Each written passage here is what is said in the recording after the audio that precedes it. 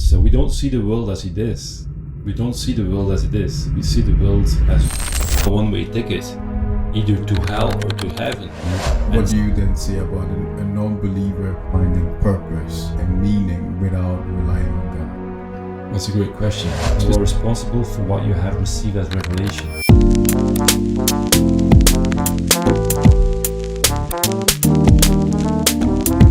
James talks about real religion expressing itself as taking care of orphans and the widows.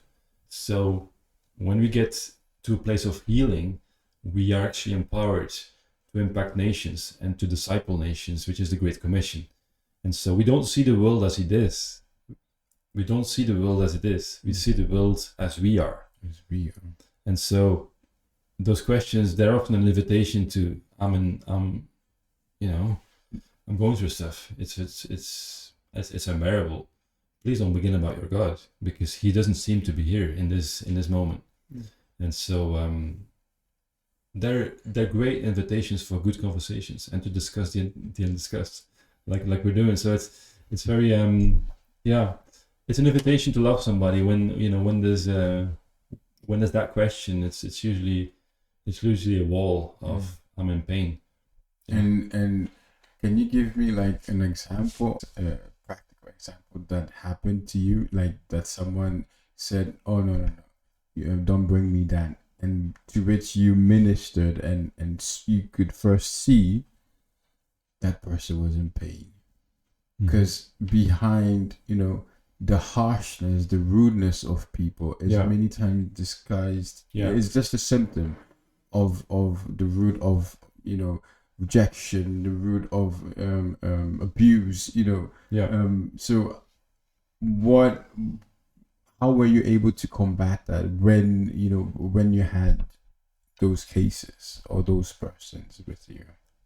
One example that comes to mind is when Yara and myself were in Israel for some mission work, and we were at the Sea of Galilee, and we were part of this cultural exchange event, which was the idea of that was to have meaningful conversations with Jews about Christ. Wow. And we had this cultural exchange through music. So there was songs that they played and songs that we did, and what you're talking about is very was very recognizable. There was it was not an environment to talk about Jesus in the sense of the way we evangelicals are used to do, because as you know, in Israel there's even laws against that. If I don't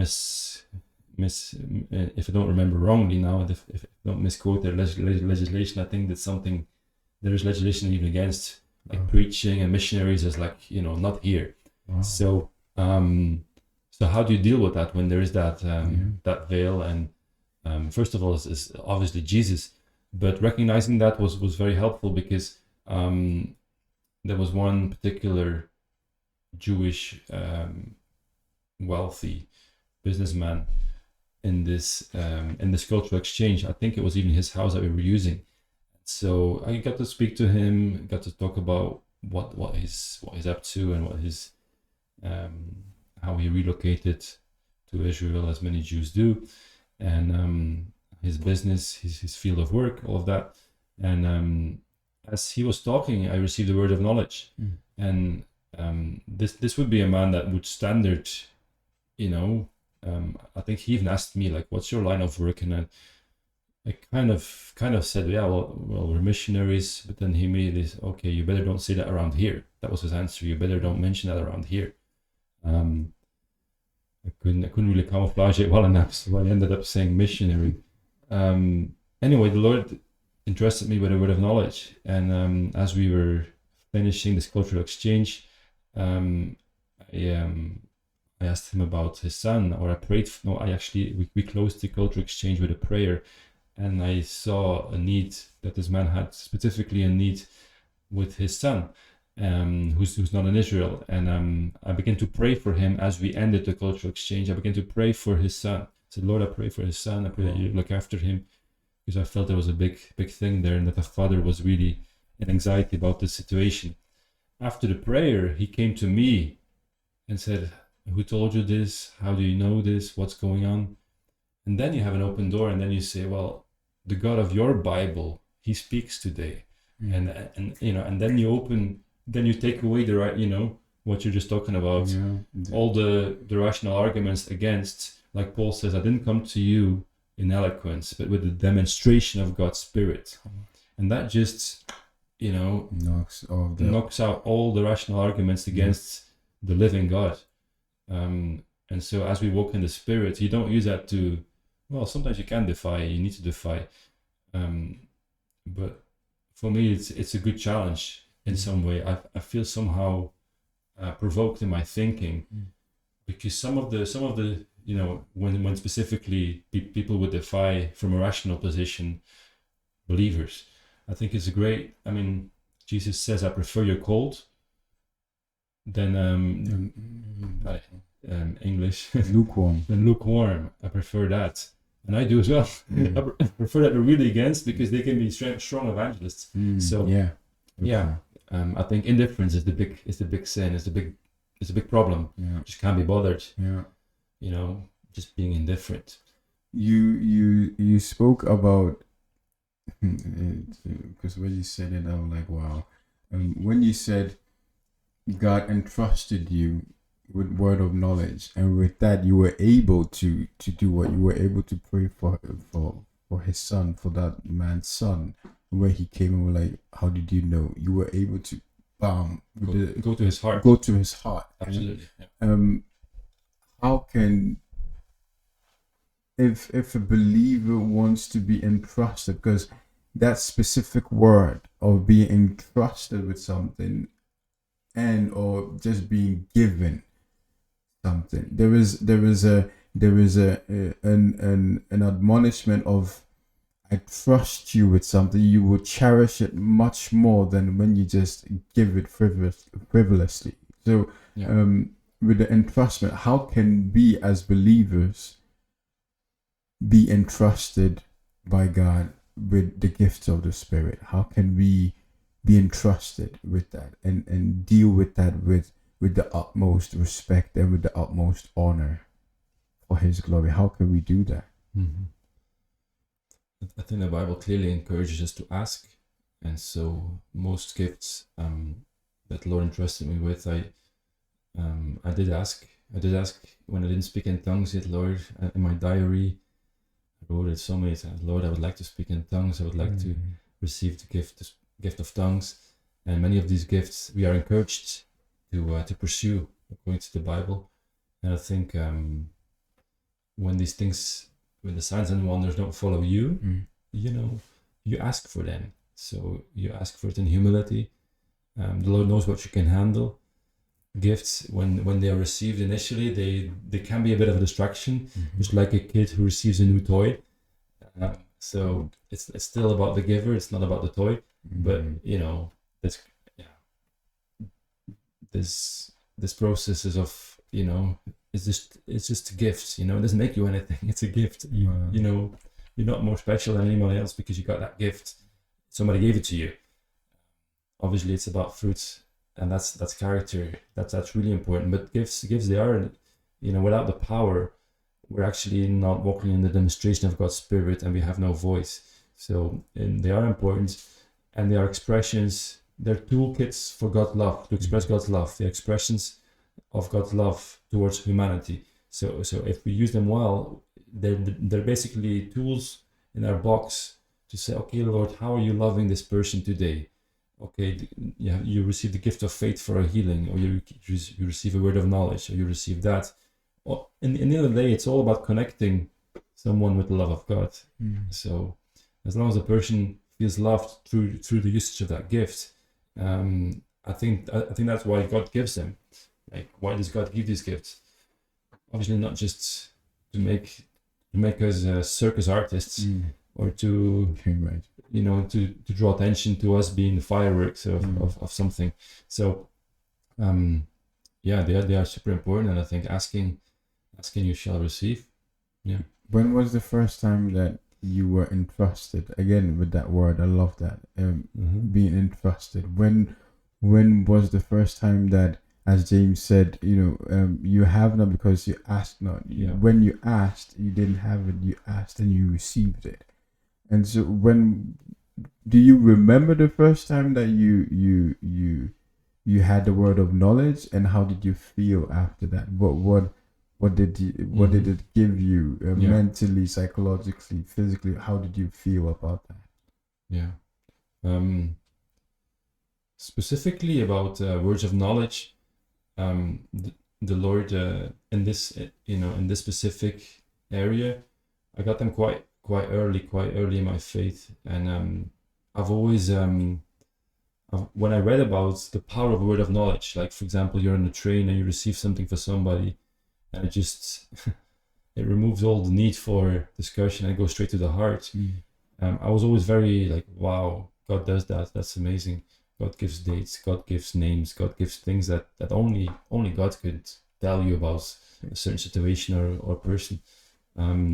So I was always like intrigued with this particular one. And when I received, your question was when I received it. Yeah. When did you receive it? And once you received it, how did it make you feel physically, mentally? Yeah. I was very stressed in the beginning when I gave these words. Very stressed because I didn't want to be wrong, and I didn't want to assume I was hearing God, and I didn't want to, I didn't want to be, Part of it is fear of man as well. You don't want to look like a fool. All of that. So that was the initial journey that you all have to go through, and you still, that doesn't stop it, but you get to a point of not caring anymore. So how do you do that? Not caring anymore? How? Because like you said it, but like a lot of people actually do care. Well, let me just be clear. I still do care, and I don't want to look like a fool. Nobody wants that. However, you care more about God's reputation than yours. So I prefer to be wrong than to miss God. So this is something, you have to define success as your obedience to God, not as results that look great. So if you can define success as your obedience to God, if you don't look great, if it's not confirmed, you get your reward because you're obedient. If you define success as a result, you're not going to persevere in most areas of ministry because there's often not going to be results. It's going to be, ups and downs are part of anything. So as we talk about this particular one, in the beginning it was very stressful, but then I'm gonna, one of my first that I got to give was in a restaurant. I was reading a book, and I received a word for one of the waiters, and specifically for her little girl, that God was gonna look after her. After the little girl, I felt there was a situation there with a young girl, and I went up to the person, and I think it was 25 or something, I don't know. And I went up to her and I said, "Look, I believe I received a message from God for you. Do you have a little girl?" "Yes." "Well, I believe God is saying that He's gonna look after her, that you don't need to worry." And it was so moving for her that I heard afterwards that she told all the staff of the restaurant. A man came and God gave him a message for my girl, and I went back there to that restaurant to ask her, So, it's a living letter when you submit to the flow of the Spirit. You become a living letter of God's love to people, and in time, sometimes it can be used as well to put things right and to reveal His justice where need, if he moves you that way. But in my case, it's usually been to call out destiny, to call out His provision, to remind people that God knows. Because for that woman, she didn't, I was just a young guy, and so it's a very powerful tool to help people to connect them with the love of God. Because when I received prophetic words or things from strangers that don't know anything about me, it's super powerful. It's super powerful. And so, thank God. And the physiology, like, so suddenly you're nervous, all of that is normal. Before this podcast, there was some nerves. It's normal. You have to go through that. You have to feel the fear and do it anyway. Amen. You have to get over the cold feet stage. So true. And what do you think about a believer finding basically finding meaning and purpose in their life without solely relying on religious teachings. What do you think about that? About people who don't want to, who they are like, how they deal with things, or how they want to, find purpose is through Buddhism, or the Islam, or all the other religions, where they feel centered, where they feel good, where they feel like, oh, I am getting my I am getting my purpose from, or meaning of life as well, not from God, what we perceive as God, but what they perceive as God. What do you say? Like, can a believer actually find meaning without? Well, no, because otherwise he's not a believer. But what do you then say about a non-believer finding purpose and meaning without relying on God? That's a great question. Specifically, you mean in the area of other religions, right? Well, Jesus is in every religion. So how so? Well, he's one of the gods in Hinduism. He's all over. He's in the Quran. He's in the Jewish culture, obviously, and I'm not sure about Buddhism that you mentioned. I would say that people who are seeking and honestly seeking, they will be entrusted with, at least, like I was saying earlier, we all live on the crossroads of revelation and mystery. So you are responsible for what you've been revealed with. Sorry, I'm going to rephrase that. You are responsible for what you have received as revelation. And so I think it's been said by other people like Mother Teresa, or whatever you're gonna do, make sure you're gonna be good at it. So if you're gonna be a Muslim, you better, and I have this conversation with Muslims where I talk about Christ and as the Son of God, and they would see him as a prophet. But I would encourage them always very strongly to seek more of God, to seek more of it, because I truly believe that as they seek more, Jesus is gonna reveal himself, and this happens so many times, and there's so many documented occasions of that as well. So I'm not sure if that answers your question, but I do believe that when I do believe there's partial revelation of God in most religions, in the sense of that it can be an invitation to truly seek more and more and more, and eventually find Jesus. So but I'm not gonna I'm not gonna say that this is the truth. It's just what I've come to. So as we end the podcast, I wanna say once again, thank you. Your words have been truly enlightening. Your words have been revealing to me in many ways of the entrusting that to be entrusted with something.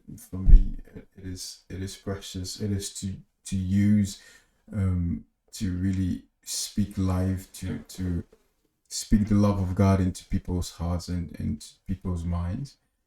This is something that you are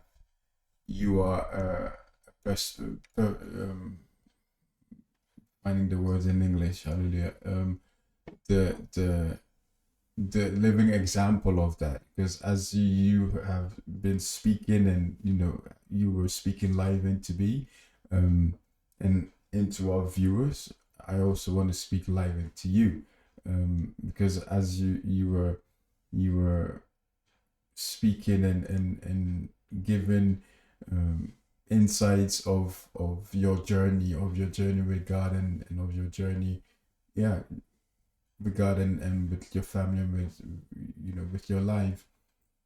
I was just thinking how God has used you in many ways to impact people, to show people that are other ways of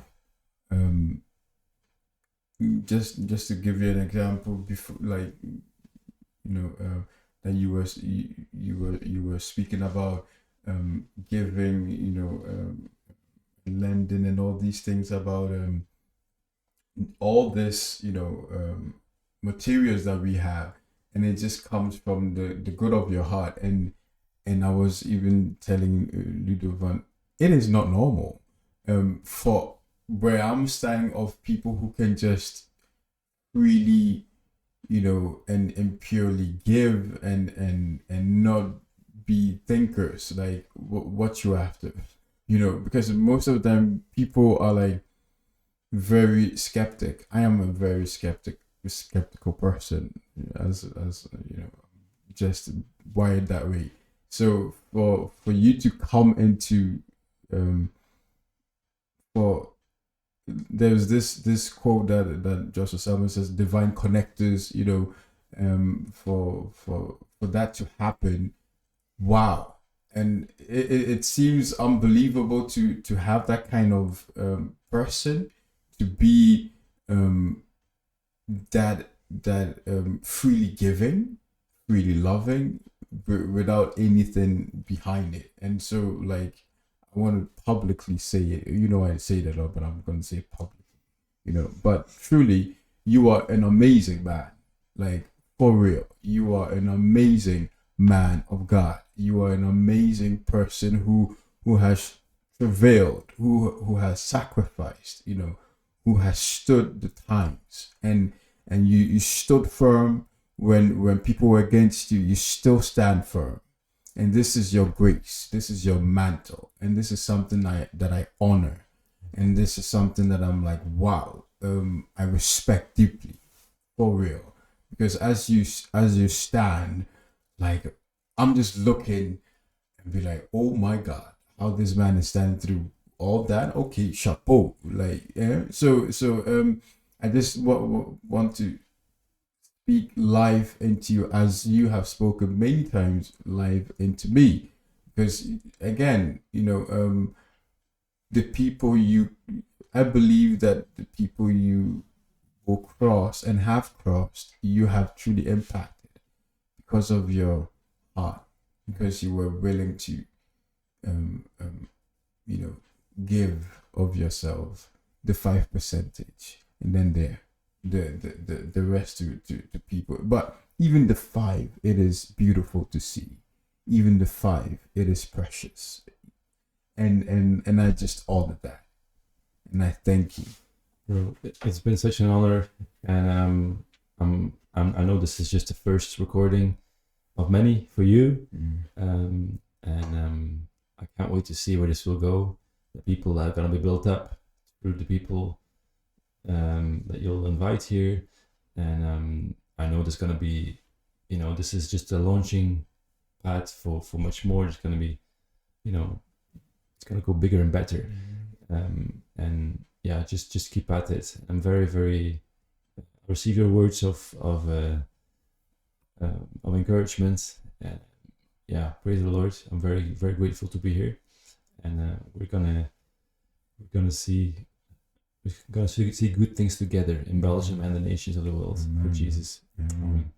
Yeah. So thank you all, and you'll see you next time to the shed, where we discuss the undiscussed, where we encourage thoughtful dialogue, where we have a place to, where we create an atmosphere, an intimacy of trust. You are all welcome next time. God bless you. Peace.